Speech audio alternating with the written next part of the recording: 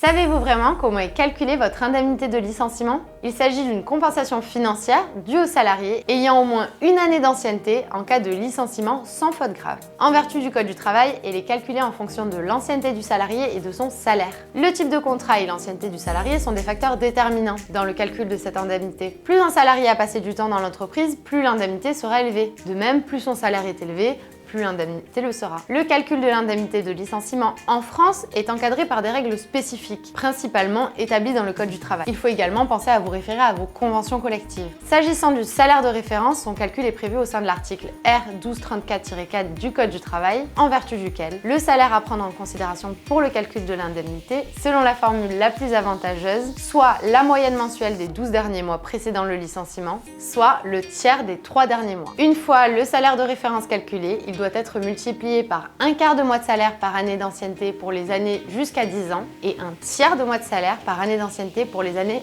à partir de 10 ans. Les salariés disposent de droits spécifiques en cas de licenciement qui visent à protéger leur intégrité et leurs intérêts. Ils ont le droit de bénéficier d'un préavis, sauf en cas de faute grave ou lourde, à une indemnité de licenciement et à une assistance durant l'entretien préalable. Un avocat spécialisé en droit du travail est le professionnel qui sera le mieux placé pour accompagner tant les employeurs que les salariés pendant ces procédures.